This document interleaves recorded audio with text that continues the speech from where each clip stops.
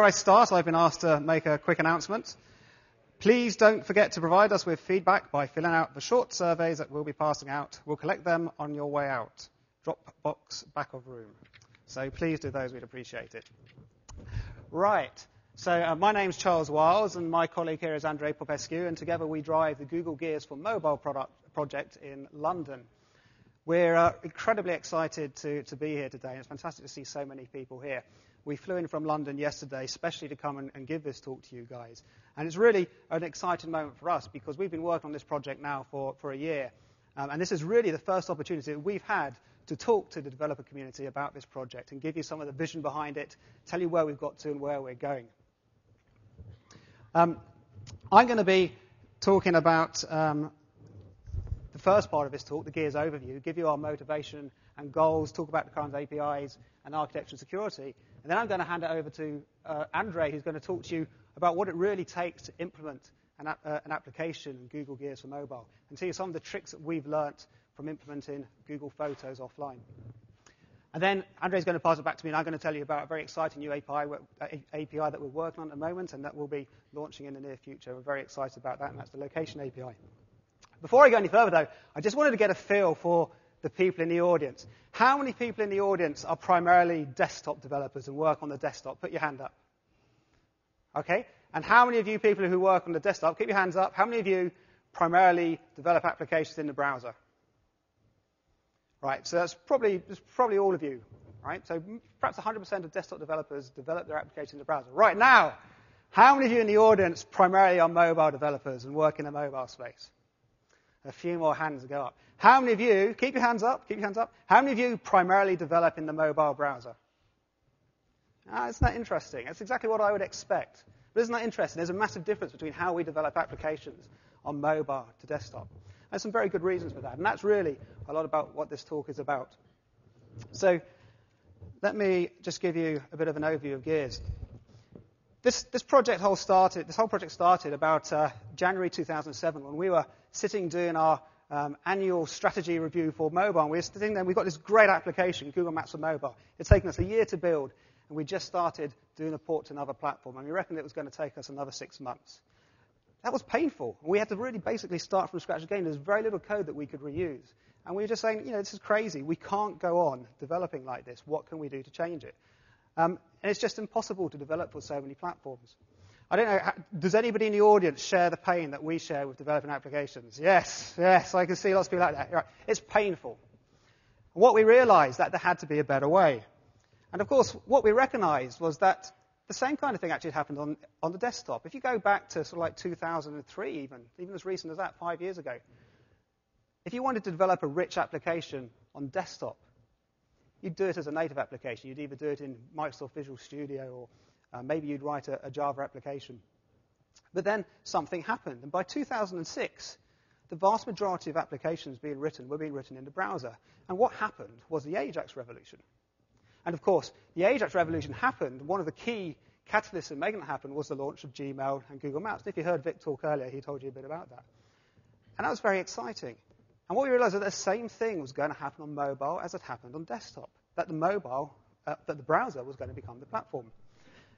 And our question was really, what can we do to make sure that the mobile browser platform becomes the best possible platform for delivering applications? And we realized that Gears provided a really great way to do some exciting things. So why Gears? Well, the browser is the platform, but mobile web apps suck. Right? You can start doing some really nice things on an iPhone now with making them look nice, but you still have this problem that you click, and you maybe wait 5 or 10 seconds for another page to come back, and you see some more content. And that really isn't very good. That really isn't very nice. They're slow, high network latency, and low bandwidth. And they're also unresponsive. If you actually have some JavaScript running there, it blocks the UI. And you can't actually do anything while it's rendering. I mean, the CNN website takes a long time to download, but it also blocks because of all the JavaScript running while it's rendering. And also, they're blind. Mobile web apps don't have the same access to the same range of capabilities on a device that the native apps do. You can't access, for example, GPS location. You can't access the camera. And these are things that we wanted to change. So Gears improves on key issues with the mobile browser. Without Gears, you have slow, unresponsive, blind mobile web apps. But with Gears, you can make them fast, you can make them fluid, and you can make them aware. Fast, fluid, and aware. Those are three things. If you take anything away from this talk, fast, fluid, and aware, mobile web apps is what I'd like you to remember. And how do they do that? Well, first of all, Gears provides you with persistent storage on your device, persistent between sessions. You can store complex data. And that means that you don't have to keep going back across the network to fetch data whenever a user does something. You can get it straight off your device. And that both goes for that's both the data and things like your email and your messages, but it also goes for the data for the actual application itself, the resources. Secondly, it gives you processing. It gives you threads. It gives you processing that doesn't block the UI. And finally, it gives you device access, and that means you can do things like access location.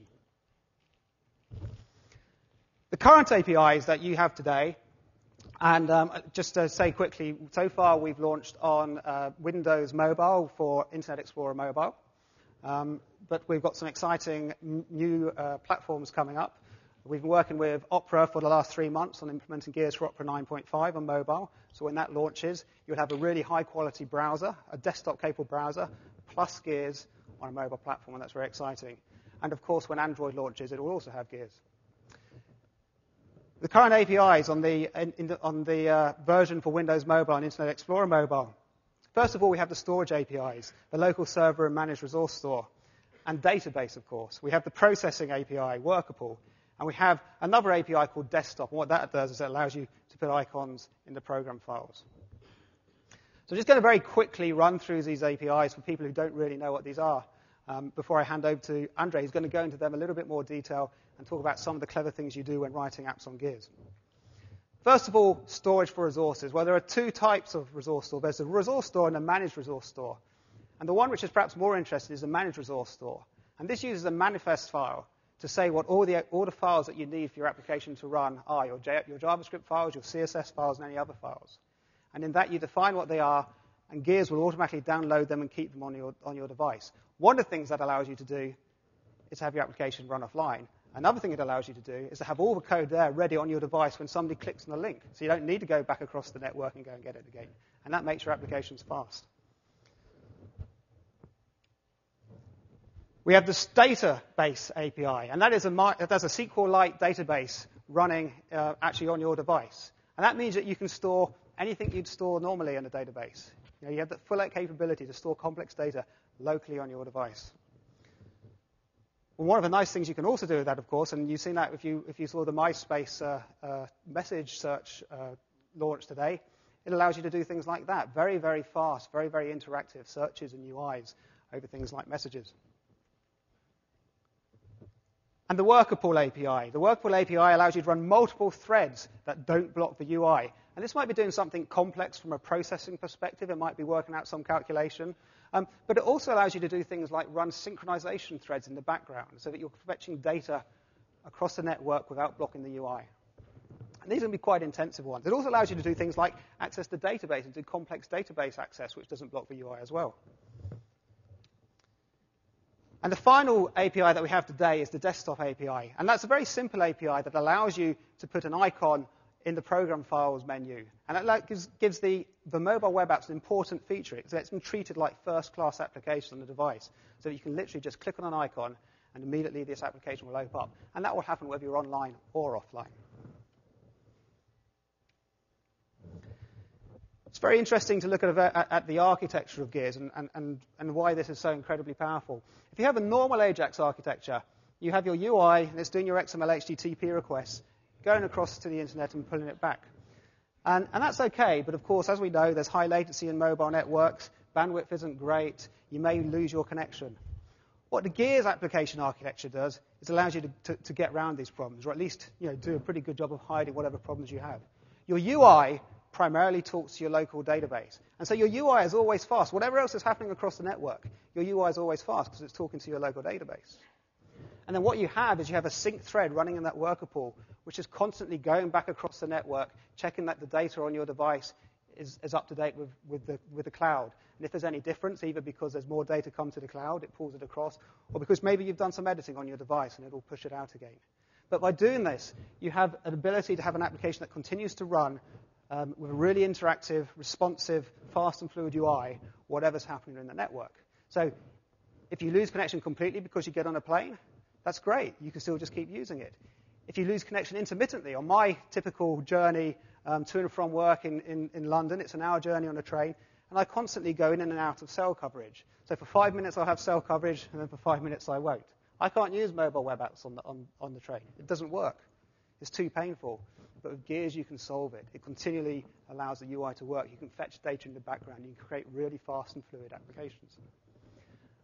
And finally, even if you've got a perfect connection, you still have these latencies. And this model allows you to create really fast and fluid applications, even in that circumstance. We use a security model that is not well known on mobile, but of course is very well known on desktop. It's the same origin security model. And that means that the first time any application tries to use Google Gears functionality for that site, for that origin, the user will be presented with a permissions dialog.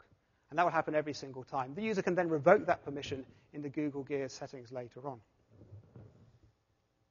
And I'm now going to hand you over to Andrei. Andrei is the real genius behind Gears. So when you have all your hard, complex questions at the end of the day, I'm going to get Andrei to answer them all for you. Thank you, Charles. That's really kind of you. So I'm going to talk you through a couple of pieces of advice about how is it like to develop an application, a mobile web application. Some of the pieces of advice really apply to using Gears, but some are pretty generic. These lessons were learned during the development of Google Photos, formerly known as Picasa. So we sat really close to the Picasa mobile development team, and this application is maybe the first mobile application that uses Gears, and we sort of went through this struggle together, if I may put it so. So all these pieces of advice actually come from the Google Photos development team. Before I go into more details, I'd like to show you a quick demo of Google Photos on Windows Mobile. So I have here a Windows Mobile emulator, and this application, of course, is launched. So I invite all of you who have a Windows Mobile phone to try it out. So I have previously visited photos.google.com on this emulator, and during the first visit, the application has installed an icon. I've just clicked on that icon, and it launched Internet Explorer. And this is the front page, the main page, the main view of the application. And here you have a list of albums. These thumbnails. Each thumbnail corresponds to one album, and this is my account, so I have quite a few albums here. As you browse through your list of albums, here you may notice that one of those albums has a little icon next to it. It's a device icon, and this means that this particular album has been synced on the phone using Gears. So the contents are actually in the Gears local store.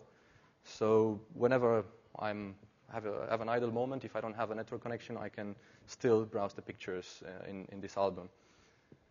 I can also search for somebody else's pictures, and I can also sync on locally somebody else's photos, and I can look at my friends' photos whenever I'm in a tube, for instance. So clicking on that album simply shows all the pictures inside it, and all these pictures came from Gears, actually. There was no network connection that was created to access those. And as you can see, they come really fast. So that's it. This is a pretty complex application per se, and it took, as I said earlier, it took a while to get it right. So here's a list of problems that the development team faced when developing this application. So first of all, the fact that this runs on a mobile device, it means that the network requests that are made go over a cellular network most of the time. And these cellular networks have quite a few problems that you don't normally encounter in the desktop world. So there's big latency, there's packet losses, and retransmits In most places around the world, the bandwidth is also quite low. And as Charles mentioned earlier, even in places like London, you often find yourself outside of network coverage. Also, the devices themselves are limited in terms of hardware and processing power. Of course, they're getting better every day, but it takes time until users update to more powerful devices. So if you develop an application today, you have to take into account the fact that CPUs are relatively slow. There's not a huge amount of RAM. And even more importantly, the input mechanisms are pretty awkward. Some users may be lucky enough to have a touch screen. Others may have to just use a keypad and so forth. So if you come from the desktop world, there may not be even a cursor or a mouse pointer or anything like that. So you need to keep that into account. Then there's also another problem equally big, and that's the fact that the mobile world is pretty fragmented in terms of web browsers. So you have a lot of browsers out there, and their support for web standards differs widely. Even those browsers that do have pretty decent support for web standards, you may find some really awkward bugs. And also, some of them suffer from inefficient rendering. I'll have another slide on that later on. You may want to avoid doing a lot of DOM manipulations, if possible at all, because on some browsers that triggers a re-rendering of the whole page, and every time you change anything in the DOM, and that's really painfully slow. So when it comes to some solutions to some of those problems, there are some things to keep in mind. I have two screenshots here. This is the same. This is Picasa as I demonstrated earlier. And on the left-hand side, it's running on an iPhone. And it's both, the iPhone in this case. I have later a picture about a comparison about iPhone versus Windows Mobile, the same application running on those. So three possible solutions to some of those problems are how to maintain state in your application, how to do navigation from one state to another. Another is how to architect, how to design your application in general. And third is how to add gear support.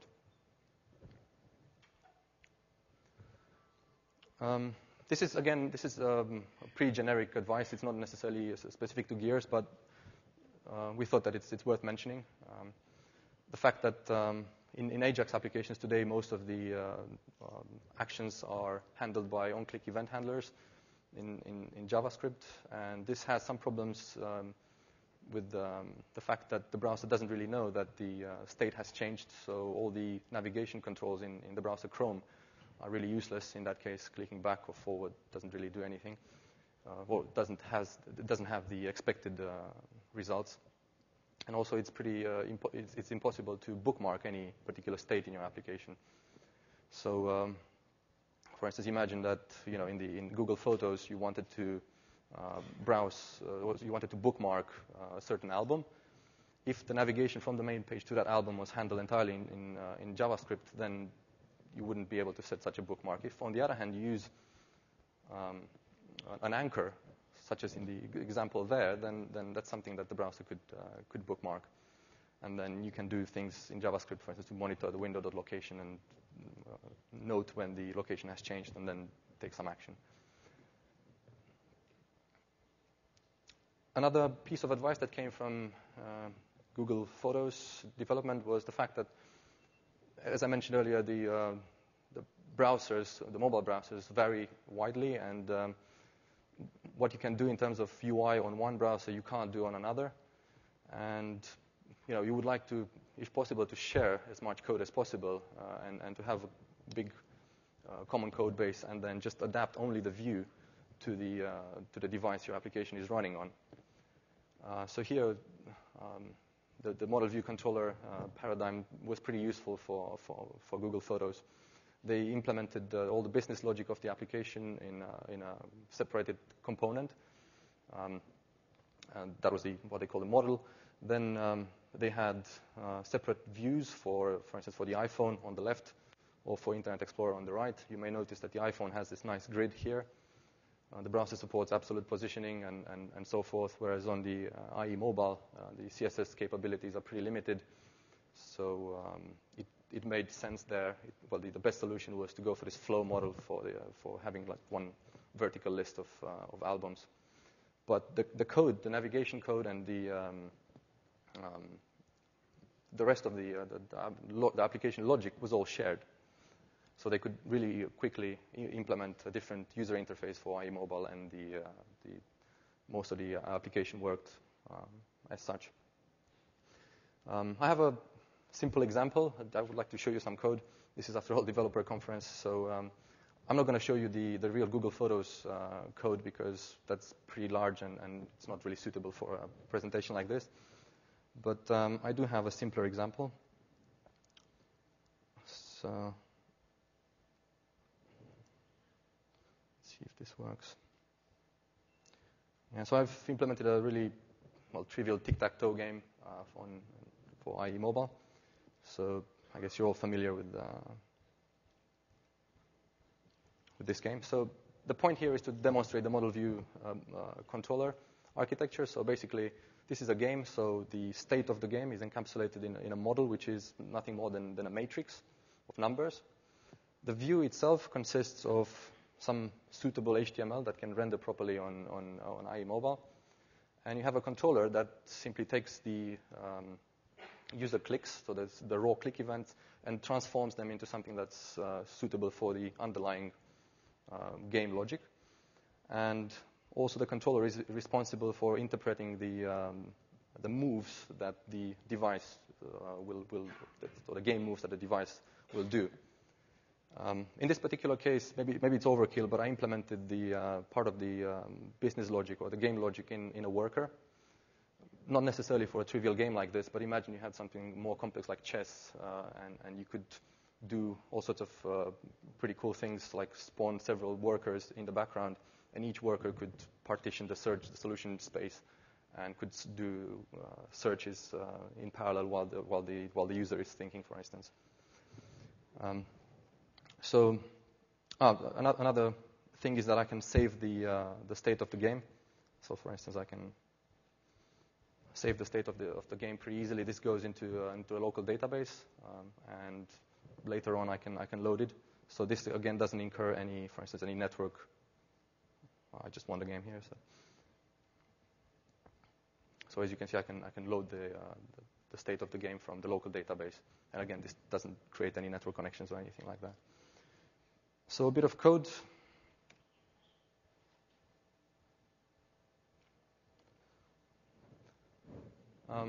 Not sure if you can actually see. So the controller is nothing else than an on-click event handler, and what it does, it calls a function. It translates that into a change to the actual matrix that keeps the state of the game.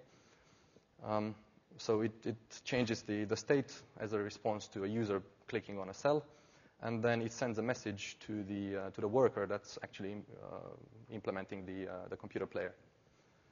And there's also a message handler that handles messages that come from the worker back to the main UI, and the state is again updated after the device has made its move. Then there's the view itself, which is the only piece of JavaScript code that sort of touches the UI. So this is the only bit of code that deals with DOM elements or DOM manipulations. You can easily imagine plugging in a different view that sort of renders the game UI completely differently. And in this particular case, I use the inner HTML to draw the X's and zeros in the UI. This is because, IE mobile doesn't support many DOM functions, so this is a pretty common way of doing this on this browser. And then the model logic itself, as I said earlier, is partly implemented here in this file, and the actual logic that sort of calculates the next computer move is done separately in a worker. To bootstrap the whole application, the whole game, there's a setup function that runs on load. So when the document loads, then this setup main function is called. And this does a little bit of, initializes the model, of course, it creates the matrix, and then it initializes the gears parts of the application. So to create the worker, I simply create a worker pool, and then I call create worker on it. I pass the code to the worker, and this is the code that the worker will execute. And after this point, the worker will be created and will just sit waiting for messages to come from the main page. After that, during the setup procedure, I create a local server, and I pass it. This is a managed resource store because I'm storing only the set of files that are necessary to bootstrap the application. So the UI and the JavaScript files with the game logic. Since those never change, I just put them in a manifest file, and I use a managed resource store for this purpose. And finally, I create a desktop icon. This is the icon you saw earlier in the list of programs. This is called every time, but actually the gears handles the cases where the icon is already installed. So that's pretty much it for this simple example, but you can hopefully imagine how this model translates to larger scale, bigger applications.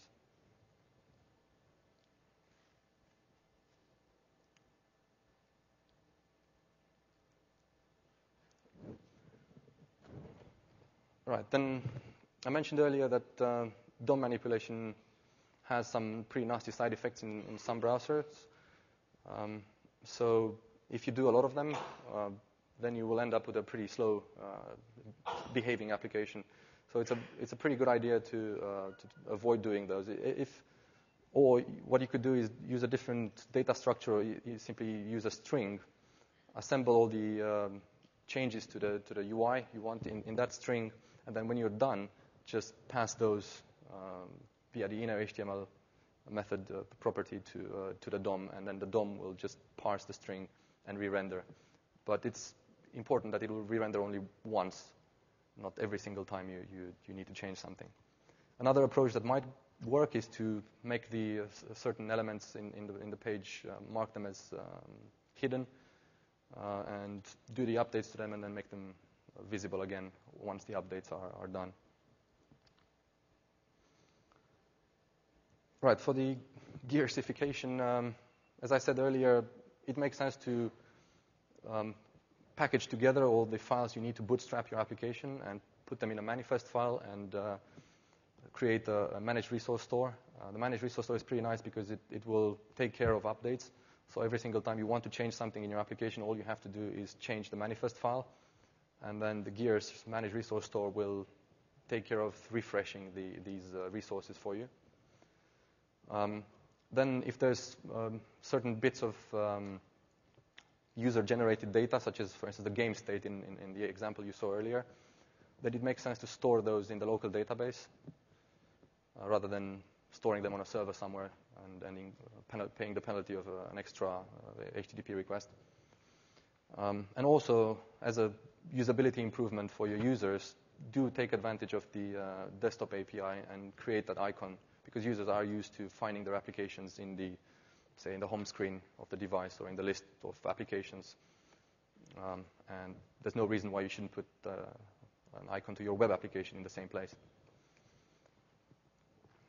Also, if you have complex logic, do it in the background. Don't do it in the main thread, because that may have negative impact on the performance of your application. So just make use of the worker pool. But the biggest challenge, in my opinion, and I think this also came from the development of Google Photos, is getting the user experience right. If you plan also to make an application that works offline, it's important to think about how it will look like to the user, because the users so far aren't used to the concept of using web or going to web pages when they don't have a connection, or using web applications when sometimes a connection is available or isn't. So you need to think about how the application will behave in these separate cases. There is no right and wrong here. It really depends on what your application does. You have some choices. For instance, you can go for this sort of totally transparent mode of operation where there's no online or offline explicitly, but the application sort of automatically detects when it is offline or online, and it chooses to do the right thing and configure the UI automatically. Or you can go for an explicit online or offline mode, such as, for instance, one application that does this today is Google Reader. And the users, for instance, if they know that they're going to the tube or they're going on a plane, they need to click the Go Offline button. Then the application does something. For instance, it captures some resources and so forth. And then it says, okay, I'm done I'm ready for the offline mode. And then the users need to click the Go Online button again when they come out of the plane or the tube and there's a network connection available again. So please bear this in mind when you develop your application. One last issue that came up, and some other developers may hit at some point, is the fact that, browsers all implement the same origin policy, but if you have an application with lots of users, you may choose to store the data on different servers and on different domains. There's also issues with certain browsers that don't fire, that sort of serialize the request they make to a certain origin. And you may want to go around that by serving your files from other origins so that the browser can do parallel requests. But of course, the same origin policy that's built into the browser and most of the Gears APIs won't let you do that. So you can only do HTTP requests to the same domain where your application came from. There's one feature in the Gears worker pool API that allows you to sort of circumvent this problem. Particularly if you have data that comes from other servers on other domains, you can also host a worker on those domains, on those servers. And then you can, when you create your worker pool in the main page, you can say, I would like to load the worker from this domain. And that will load the worker from that particular domain. And when the worker runs, the worker will ask, who loaded me? So, for instance, if photos.google.com loads a worker from photos1.google.com, the worker, when loaded, will ask, who loaded me? And the answer will be photos.google.com. And then it can choose to whitelist that domain and say, OK, this is fine. And it will do its job. If it's loaded by some rogue website, if it's loaded from some other place, it will just refuse to do anything. So it's important to be aware of this feature. That's about it. I think next we should take a look at the upcoming location API. Right. Let me just have a quick glass of water. So, I get to do the exciting bits again. Andrei does all the hard work, going through all the complex stuff, and I get to do the easy location API bit. So, the location API is something which we're really excited about. It really came from, again, us wanting to do some really great mobile web applications. And we thought, well, why do it just for ourselves? Let's do this for everybody. Let's give everybody the ability to create location-aware mobile web apps. And the thought was, well, at the moment, what does it take to do a mobile application that is location-aware? Well, first of all, you have to find a platform where you can access location, and that's pretty tough in the first place. And you have to do that in native. So you've got to find your platform, you've got to find one which has location, you've got to work out how to use it, and you do that in native. And then you've got a secondary problem, which even if you find out how to do that on one device, you've then got to try and work out how to do that on the other devices. And you have this problem we were talking about, the incredible pain of porting your application. Well, wouldn't it be fantastic if we have a really simple command in JavaScript in the browser that worked across lots of different devices? You could just do a very simple call, get current position, and it will tell you the user's location. Well, that's what we wanted to achieve with the location API in Gears. So, if you remember, I was telling you that there are 3 things that you should take away from Gears, particularly on the mobile platform: fast, fluid, and aware. We talked a lot about fast and fluid and how that can also be used to give a very good offline experience. But this is about making our applications aware. And the location API is the first of the aware APIs that allows you to actually make your application do something really clever. It gives developers easy access to user location with a very simple call in JavaScript. And it's an identical API on all mobile devices.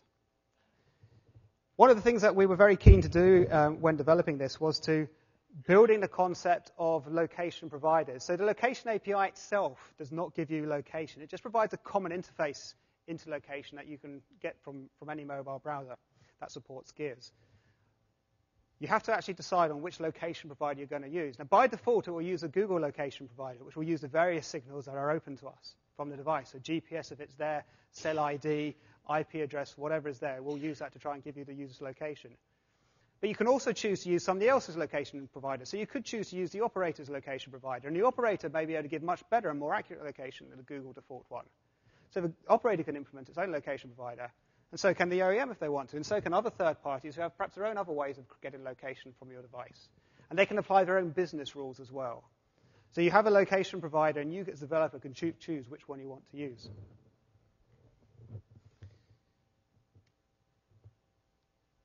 There are a number of other design features that we wanted to make sure that the location API provided.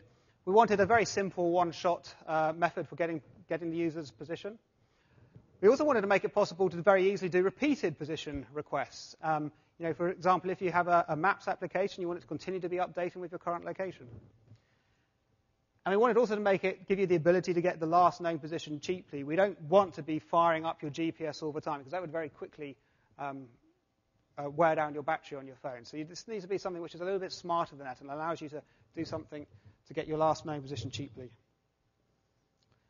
I'm just going to run you now through just the APIs. You can see this all on, if you just search on Google for a Google Gears location API. This has actually been public now for about 3 months, the location API. Some very simple examples of how you'd use it. Getting the position, once you've created your geo object, you can call geo get current position and provide the callback function that will be called once it has it. It may take, depending on what you use, if you choose to fire up GPS, it may take, say, 10 seconds or more to get that location, so you don't want it to block on that call.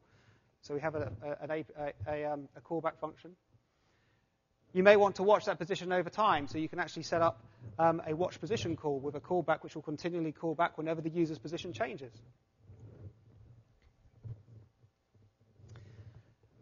And finally, we wanted to make it cheap to get the last known position. So the Geo API actually has a last position element in there, which you can look and you can query that when it was last modified. And if it hasn't been modified for a while, you can then go back and call the location and update that. But that allows you to very cheaply get location without calling the whole location all the time. And really, that's it. So I just want you to know that I and Andrei and the rest of our team feel really quite privileged to work on this project for 2 reasons. First of all, is that we think it's a really critical piece of infrastructure, both on desktop and mobile, that is really going to be the crux of the next generation of applications. We think that Gears is as much of the revolution as the XML HTTP request was 4 or 5 years ago. And that's going to allow you and us to create much richer, much more fast, fluid, and aware applications on mobile.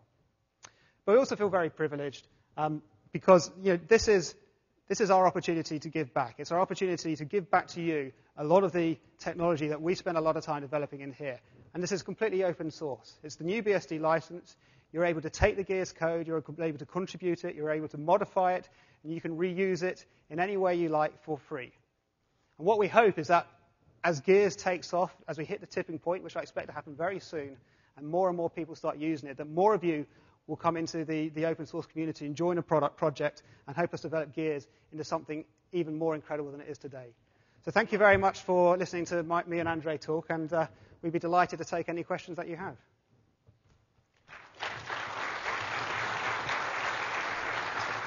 I could try to show the location. Oh, sorry. I forgot. Sorry. We have one last demo to show you. So, unfortunately, this requires access to our intranet, so I'll have to switch this off. I think we can take questions while I'm Yep. So if you have any questions, please fire them off. Yes. I'm wondering about the worker pool. So say I have an open social container, a custom one I'm written. I could instantiate worker pools from that for custom data. But because as long as I'm going to execute it locally, talking to the local database on my mobile devices, do I have to go back to do it there, or can I even let my local system instantiate a worker pool object locally just from my database, depending on what type of processing I'm doing to localize that? Yeah, so point of the worker pool is to do this kind of local processing in the user's browsers and do it in an efficient way. Yeah, but you're saying you have to go back and instantiate it kind of on the server side. It has to come from only if you want to serve data from a different domain than the one where your application is hosted. Oh, so I can actually then write a de facto server app locally, especially if it has broadband intermittently, and assign my own worker pool objects locally. Yeah, you can probably do that, but it's going to be the security dialog that the users will see will have a pretty interesting URL. It will be something like localhost. Doesn't matter. Data URLs. That's how we got it to work on iPhone without installing. So we could also let other people on other mobile devices install singletons, or actually start up worker pool objects. So I could do peer-to-peer web application and data-driven app instantiation around the edge without having to go back at all to the server except for sessions. Right. Can you say SETI at home on mobile? Are there any plans to bring this to BlackBerry? To do this, sorry? To bring this to BlackBerry? BlackBerry. Well, all I can say is we have nothing to announce at this time, I'm afraid, on that one. But obviously, our desire is to bring it to all platforms, and I hope that it will be brought to BlackBerry as soon as possible. Do they have a browser? That's a good question. If they have a browser and it's on the web, it's on there. It's called, and actually it's called web data URL. So you can use a data URL to do anything that has a browser. It doesn't have to install game platform, kiosk. It's got a browser. It's got access to the internet. You can put an email or send a data URL there. They don't have a choice. Screw them telling you can't. Just a second. So are the gears currently implemented for the Android platform? Sorry, what was that? Are the gears currently implemented for the Android platform? The gears will be available for the Android platform at launch, but we don't actually speak on behalf of the Android platform. So if you have any questions specifically about gears on the Android platform, you need to ask the Android team specifically about that. All right, thank But the Android, we're very excited about gears on the Android platform. That's what I can tell you, because this will be, a state-of-the-art WebKit browser with all the capabilities you'd expect of a WebKit browser, plus gears, and it's going to be very exciting. You talked about system resources that Google Gears has access to, like the position, right? GPS or whatever your current location. What about other resources? Can I do ring signal intercepts, auto dials? Does it have access to those system features on the mobile? Can I basically, if there's an incoming call, can I capture the caller ID and things like that? Because those would be something that you could really integrate your address book and social together in a very interesting mashup. So there are a number of things we'd like to do with APIs in the future. We really take those on a sort of quarter-by-quarter basis, and the one we're doing this quarter, is a location API. I don't want to work on it at the moment. We would like to do a lot more. Our plan isn't to enable you to access every single thing you might be able to access from a native application. And in fact, there might be some really good security reasons why we wouldn't do that. We don't just randomly do that. But where it really makes sense, then we will do it. One of the things I would say is if there's an API that you'd particularly like to see in Gears, whatever that might be, then join the project and propose it. There's absolutely nothing to stop you joining and saying, hey, this is a really great API that would be great in Gears. This is my proposal. And you'll get feedback from Andrei, you'll get feedback from me, you'll get feedback from the whole team. And we'll work on that. And once the API has been defined, then somebody can implement it, and whether that's you or me. Caller ID and keypad. So. All right. Okay. Thanks very much. Hi. If I understand it correctly, then Gears is a web browser plugin. And what does the user need to do if he wants to install a Gears app to his mobile phone?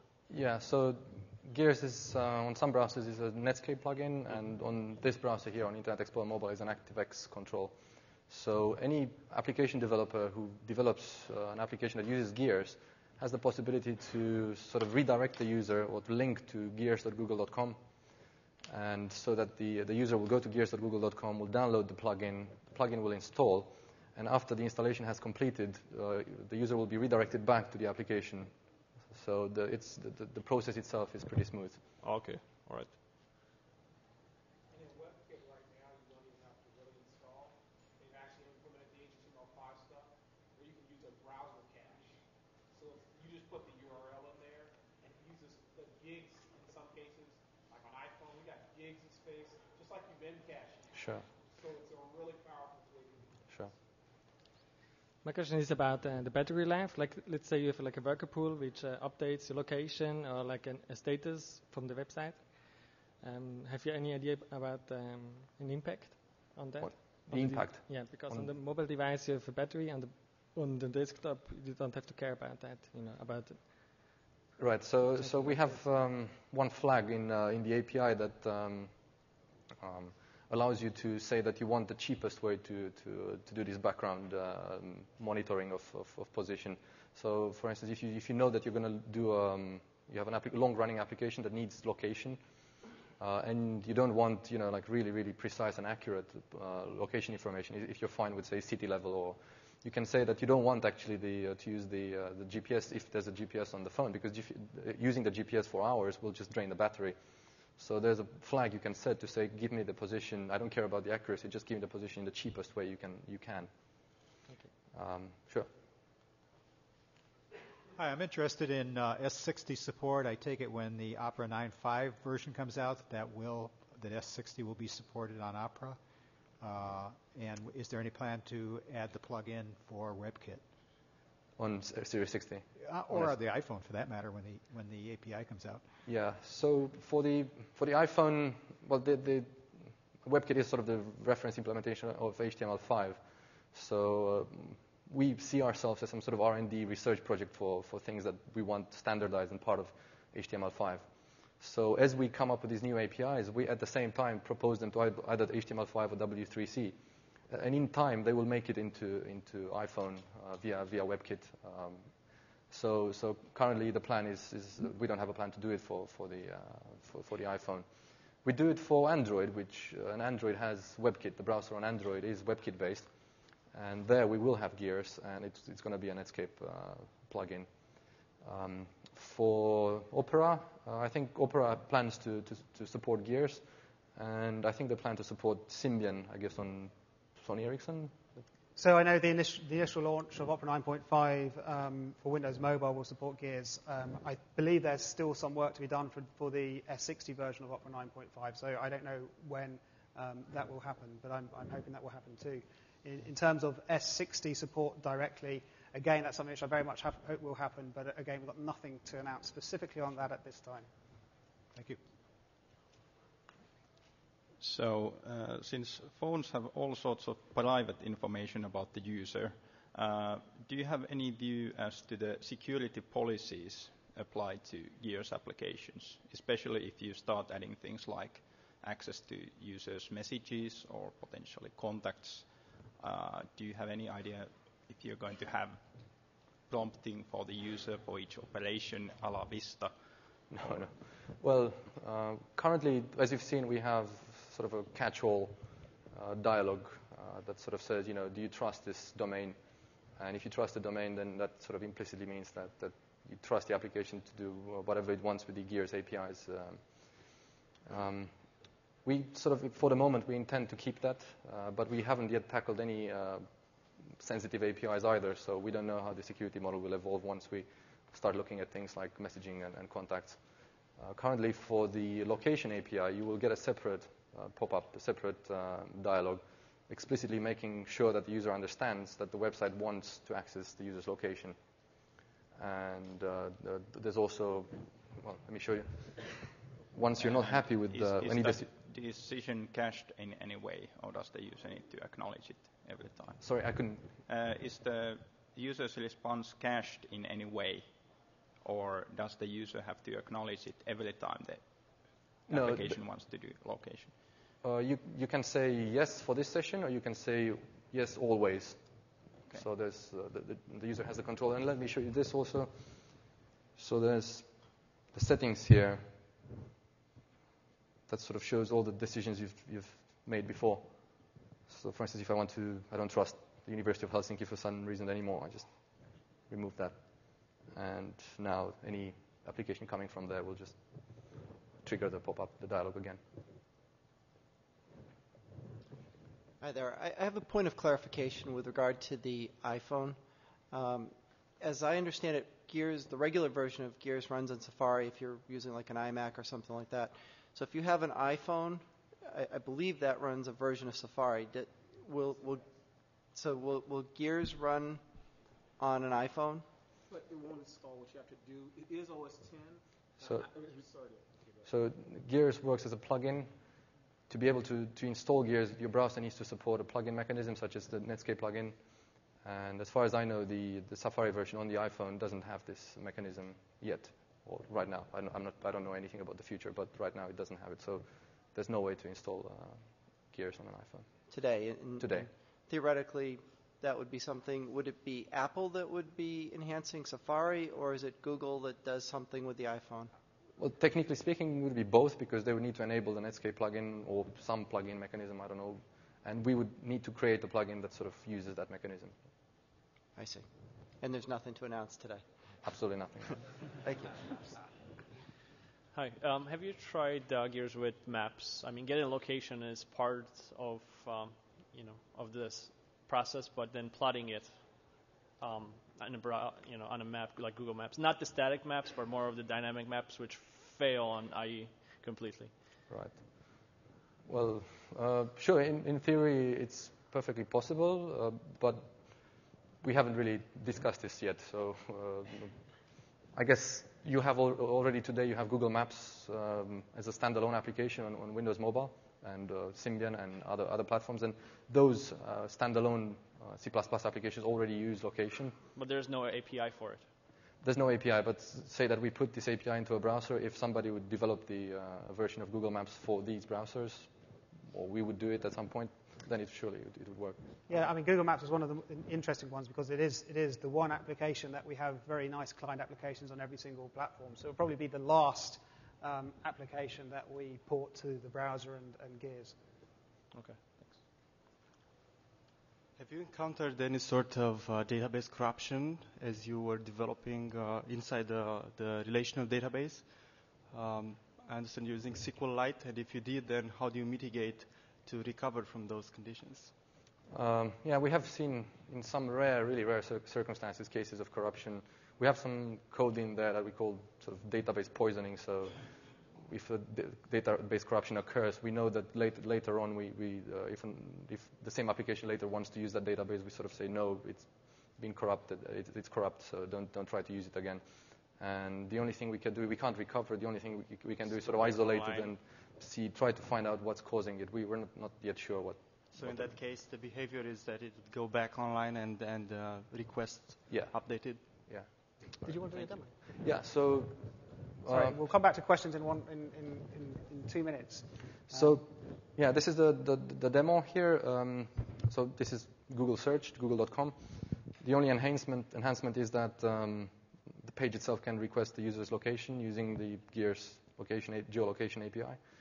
So, for instance, you can see the whole process. If I refresh the page says acquiring location. So, and there it is. So, what happened there is that we got the latitude and longitude from Gears, and then we also used Gears. Also gives you reverse geocoding. So basically, you can say I want also the address that accompanies these lat-long coordinates.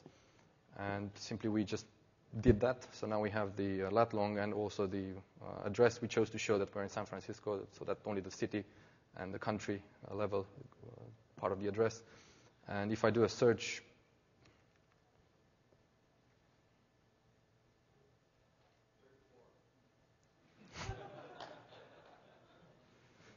yeah, so I'm not from San Francisco, but I guess these are pretty relevant results.